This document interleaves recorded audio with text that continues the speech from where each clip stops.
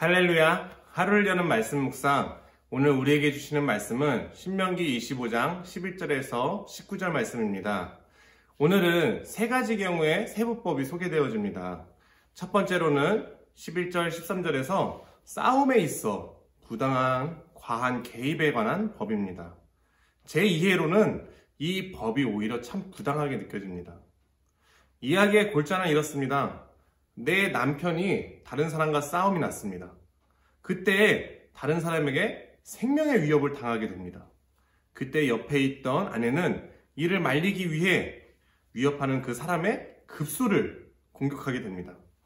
근데 그렇게 되면은 그 여인의 손을 찍어버리라 라는 법입니다. 정말 황당하지 않습니까? 생명의 위협을 당하는데 당장의 머릿속이 까마득한데 이 위기에서 벗어날 수 있을까? 어떻게 벗어날까? 이것을 생각하며 법을 따져가며 정당방위를 할 수 있는가? 라는 것입니다. 그런데 안타깝고 이해가 되지 않지만 사실 현대사회에서도 이와 같은 일이 일어납니다. 얼마 전에 뉴스에서도 나오고 많이 회자되었던 사건이죠.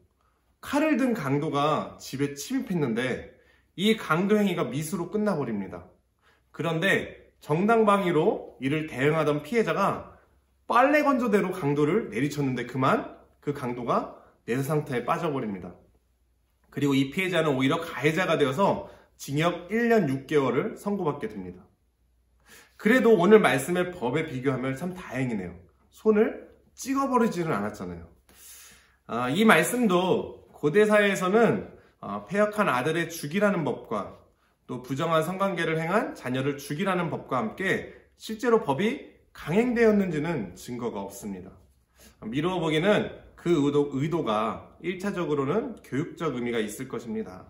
살인하지 말라, 간음하지 말라.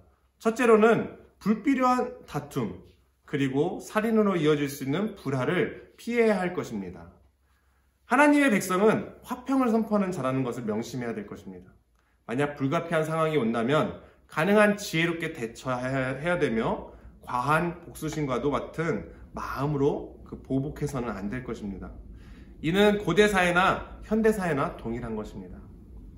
13절은 주머니라는 표현과 두 종류의 크고 작은 저울추가 나오며 온전하고 정직한 거래에 대한 이야기로 연결됩니다. 오늘날은 국제 단위계라고 하여서 모든 나라가 통용하는 단위가 정해져 있습니다. 흔한 기준으로 물 1리터는 1kg가 되죠. 고대 사회에는 공용으로 보장되는 척도나 무게가 없었으므로 측량하는 일에 조작의 위험성이 다분했습니다. 이 법은 공동체의 신뢰를 의미하며 도둑질하지 말라, 거짓 증언하지 말라의 세부법이 됩니다. 이러한 공동체를 파괴하는 행위는 역시 하나님 여호와께서 가증히 여기시는 일이며 또 이를 잘 이행할 경우 하나님은 그 공동체에게 장구한 복을 약속합니다.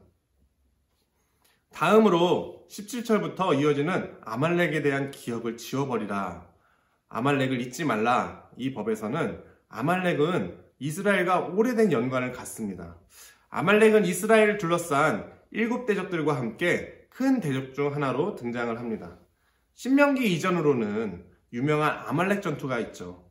여호수아와 이스라엘 군대가 이 아말렉과 싸울 때 모세의 팔을 들어 올리면 이스라엘이 이기고 또 이 모세의 팔을 내리면 이스라엘이 밀리고 그때 아론과 홀이 지혜롭게 대처해서 크게 이겼다고 기록을 합니다. 오늘 기록은 여기에 기록을 추가하죠. 그들이 어렵고 곤고한 상황 속에서 그러니까 아말렉이 이스라엘을 괴롭혔다. 그러니까 어려운 전투였다는 것을 다시 한번 표현을 합니다. 아말렉은 약자를 괴롭히고 약탈한 부족으로 묘사됩니다. 이후에도 아말렉 후손들은 지속적으로 왕국시대, 후기 남왕국 히스기야 왕 때까지 오래도록 이스라엘을 괴롭힙니다. 하나님의 법과 인류애가 크고 작음, 또 위아래로 비교될 수는 없지만 오늘날 인류애적인 그 사고로 볼 때는 한 민족을 진멸하도록 증오하는 것은 부당해 보입니다. 얼마 전 미국에서는 흑인에 대한 가혹한 처사로 인해서 흑인들이 폭동을 일으키고 있죠. 이것은 어떤 흑인들에 대한 그런 인권을 무시하는 그런 일로부터 해서 일어나는 상황이 되죠. 또 코로나로 인해 아시아인들에 대한 무차별적 경계와 증오심도 경험하게 됩니다. 우리는 이렇게 이해되지 않는 법에서 어떻게 해야 될까요? 오늘날 사회에서는 어떻게 이 법을 적용하면 좋을까요? 바울 사도는 우리에게 중요한 가르침을 줍니다. 로마서 12장 20절에서 21절을 보면 내 원수가 줄이거든 먹이고 목마르거든 마시우라. 그리함으로 내가 숯불을 그 머리에 쌓아 놓으리라. 악에게 지지 말고 선으로 악을 이기라. 우리는 악을 악으로 갚는 것이 아니라 그 하나님의 선하신 의도를 잘 이해하고 선으로 악을 이겨야 할 것입니다. 공동체를 위한 법, 또 이해될 수 없는 법도 있지만 에베소서의 가르침은 우리에게 귀한 지혜를 줍니다. 성령의 은혜로 말미암아 새로운 삶의 지시들이 우리를 하나님의 백성된 삶으로 인도합니다. 에베소서 4장 25절에서 32절을 읽음으로 오늘 말씀을 마치고자 합니다. 그런즉 거짓을 버리고 각각 그 이웃과 더불어 참된 것을 말하라.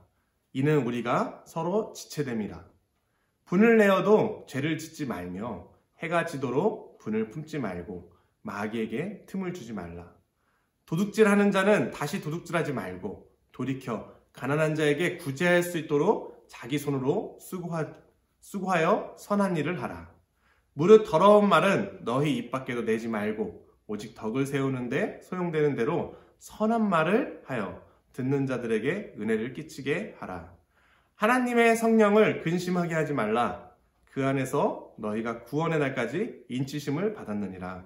너희는 모든 악독과 노함과 분냉과 떠드는 것과 비방하는 것을 모든 악의와 함께 버리고 서로 친절하게 하며 불쌍히 여기며 서로 용서하기를 하나님이 그리스도 안에서 너희를 용서하신 같이 하라. 성령 강림 후 주일들을 지나고 있습니다.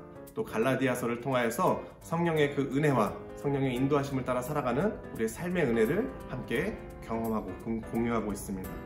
이 한날도 성령의 인도하심으로 새 사람을 입고 새 삶을 살아가는 저와 여러분 되시기를 축복합니다. 아멘.